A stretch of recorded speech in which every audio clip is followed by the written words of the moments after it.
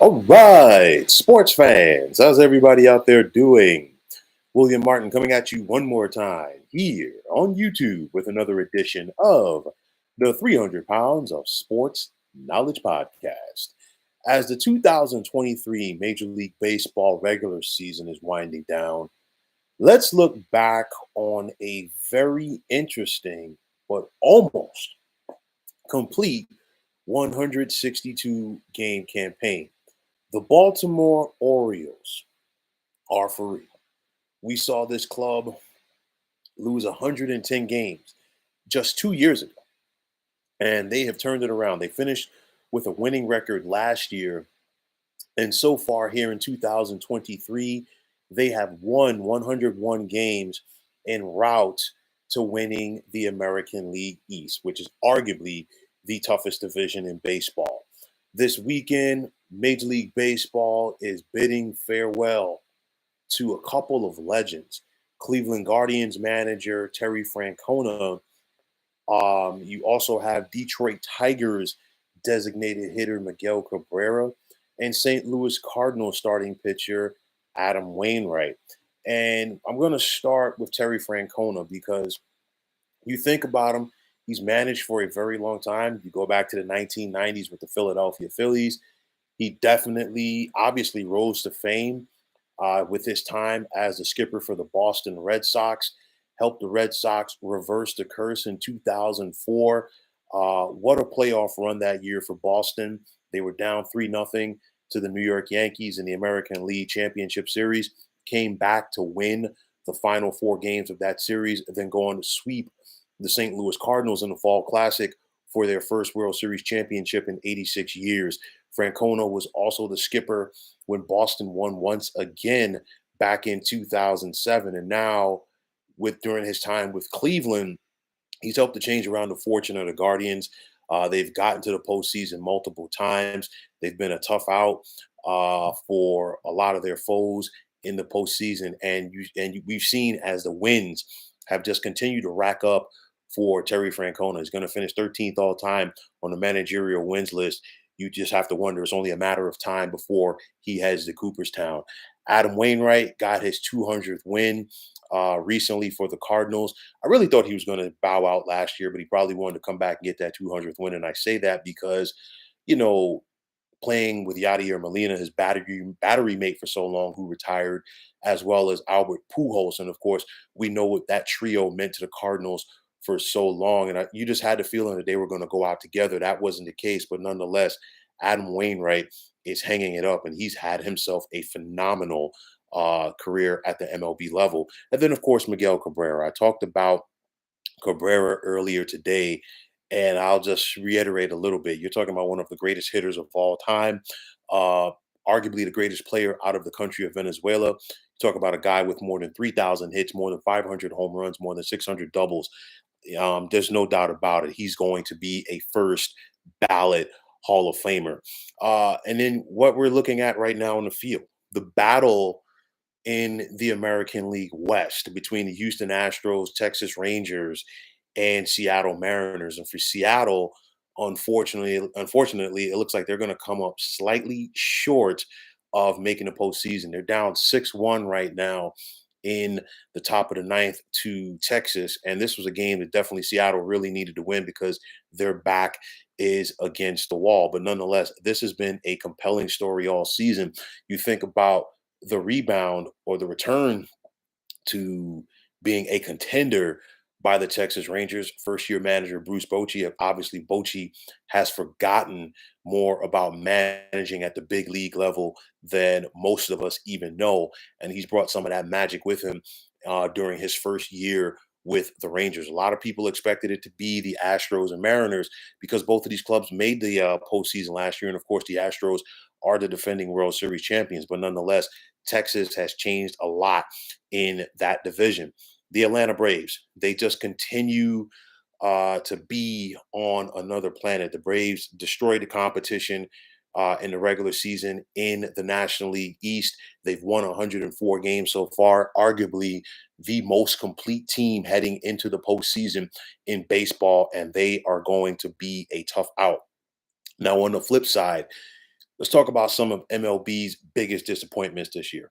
And it starts with the three teams that spent the most money heading into this season, and they have nothing to show for it as far as a postseason berth. And I'm talking about the New York Mets, the New York Yankees, and the San Diego Padres. And of course, it was to be expected as far as the spending goes by both the Mets and the Yankees. They play in the biggest media market in baseball.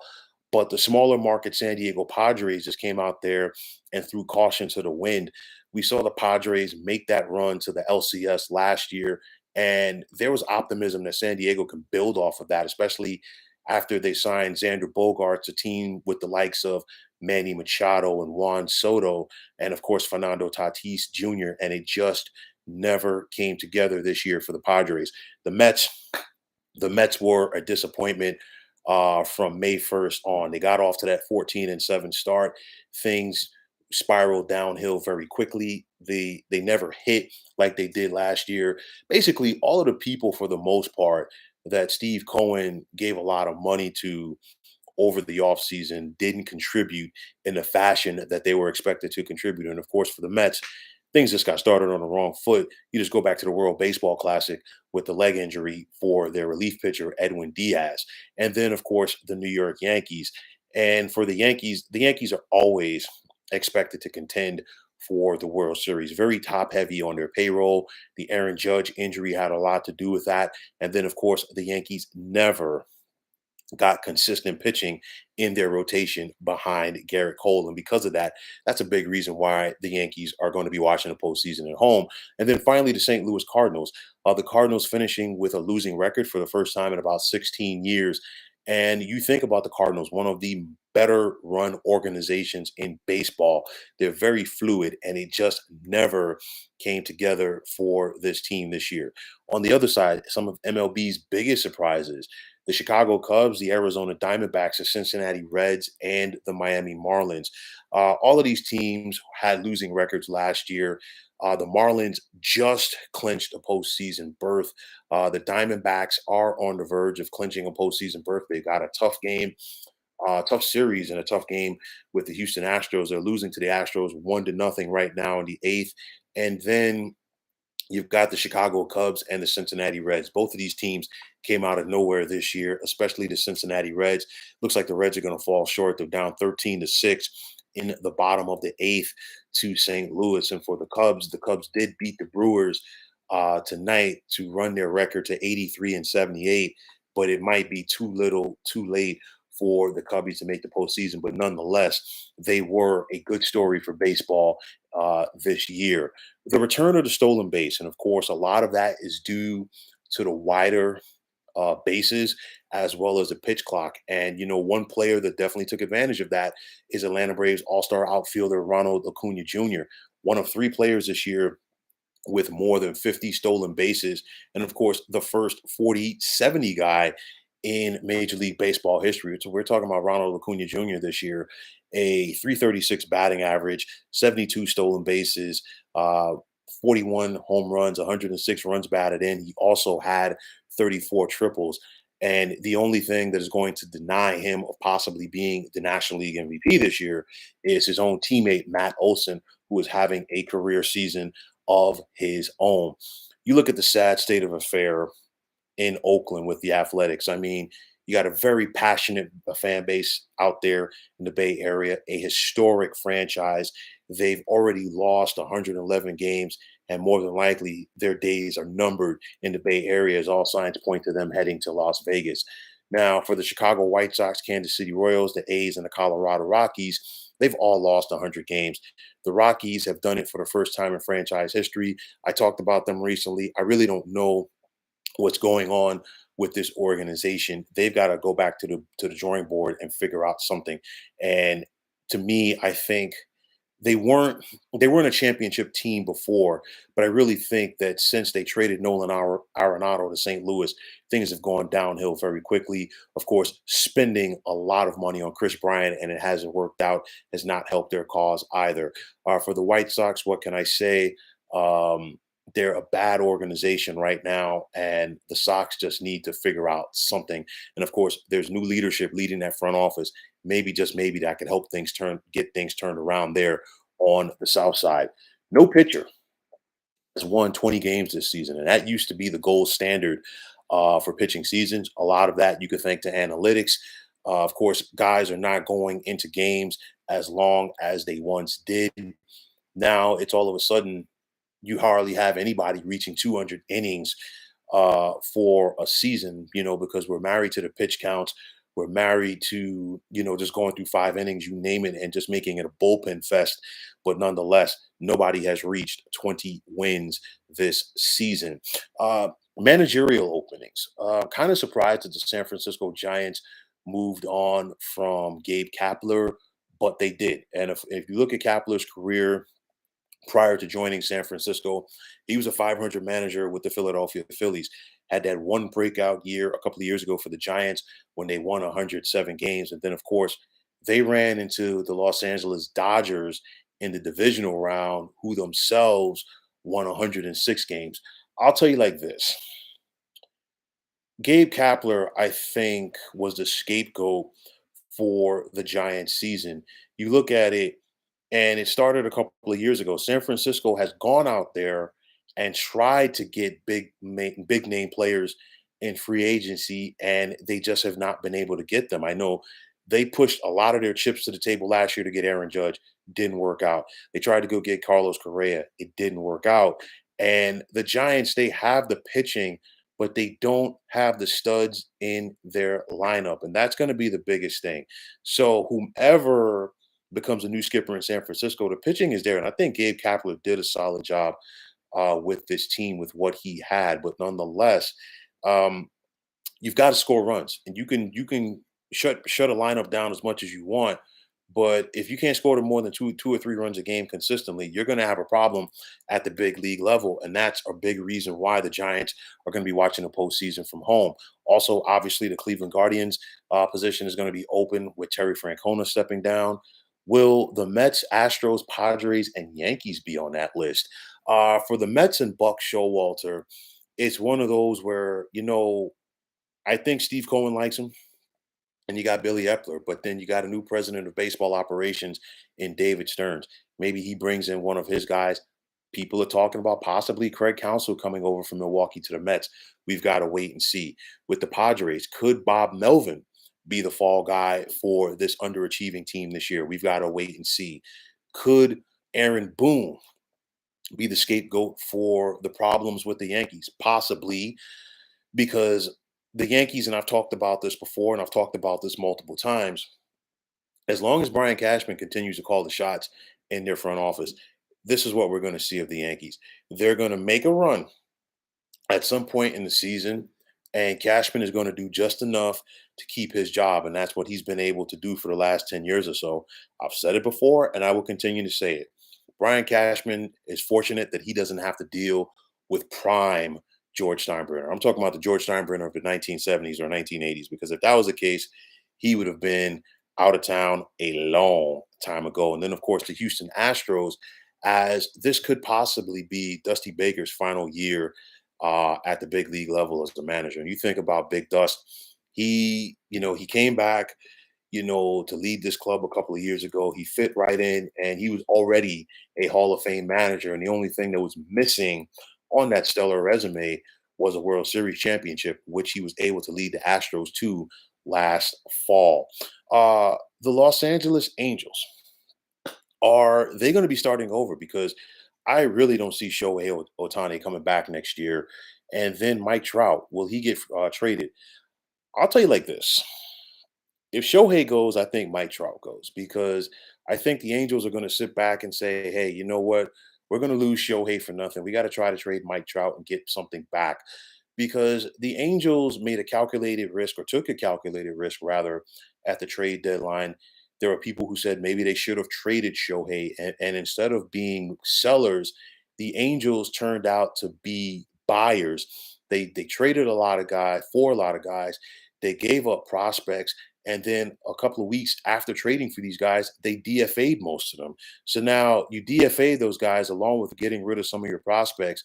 So the Angels got to figure out what in the world are they doing. But nonetheless, I think obviously the postseason is going to be exciting. But I think we're also in store for a very interesting offseason because I think the Yankees are going to be very active to try to get things turned around, as are the Mets. And then you have the Boston Red Sox. And of course, the Boston Red Sox, made the surprising move to move on from Kyle Bloom several days ago. And now they've got to try to get things righted with their front office as well. The Red Sox, it's been hit or miss with them, for the last 10 years or so with what they're going to do. They're either really good or they're so-so. There's no in between with this club. So can the Red Sox get more consistency? We got to wait and see. I think the Giants are going to be a very interesting story this offseason as they look to get a new skipper and try to improve this roster. And then you have the Angels. I really think the Angels are going to start over. My thoughts on the balanced schedule. I've never really been a fan of it, and I still am not. I think the game would be better served with less interleague games and more games against the teams, even if it's not in your division, at least in your league, the games that are going to be really deciding as far as who makes the postseason. The pitch clock, I think, has been extremely effective. Players, whether they're position players, hitters, or pitchers, I think they've made a good job adjusting to it throughout the year. And I think it's definitely here to stay. And I think it is improving the game. And I think the base runners, this is why I think the stolen base numbers are up, because I think the base runners have taken advantage of that as far as getting better jumps on balls. Now, what to expect in the postseason? I think this is going to be a phenomenal postseason. You just look at it on the American League side, we're going to have a couple of good teams not even get out of the wild card round. You got a possibility right now of the Toronto Blue Jays facing the Tampa Bay Rays in the first round. And the Houston Astros, the defending World Series champions, probably going to be a wild card team to take on the Minnesota Twins. You look at the National League side for that wild card, the Philadelphia Phillies. This was almost a position that they were in last year. They've gotten in a little bit more comfortable this year. And then you got the Miami Marlins, to me, an ultimate wild card, with the exception of 2020 when the Marlins made it. The only other two times they made the World Series was 97 and 2003. And of course, we know what happened there. Now, last year, the top two seeds in the National League were one and done, and you actually had three teams win 100 plus games last year in the National League side, and none of them made the LCS. The Mets were eliminated in the wild card round, and then both the Braves and Dodgers were one and done. Will that be the case again this year? We've got to wait and see. But I think on the American League side, we might be more open to some upsets because I think there's more balance this year in the American League than is the National League. But nonetheless, this has been an exciting season for baseball. And I think that intensity obviously is just going to ramp up with the postseason literally around the corner. But nonetheless, with the 2023 MLB season almost in the books, it was definitely one for the memory banks. So, folks, that is going to wrap it up. And as always, I want to take this time out now to thank you for tuning into the 300 Pounds of Sports Knowledge podcast here on YouTube. I want to take this time out to thank all of you fine folks out there for tuning in. And if you have not already, please feel free to subscribe to this channel. Now, if you're on the X, formerly known as Twitter, please feel free to follow me at 300 Pounds of Sports. And like I always say, if you follow me, it will be my pleasure to follow you right back. There's also the sports discussion group on Facebook at the Sports Depot 365. Now, you can check it out, drop a line, and be a part of one of the better sports debating sites going on social media. So once again, fine folks, my name is William Martin, and I'm signing off. And I'm saying take care and have yourselves a wonderful day.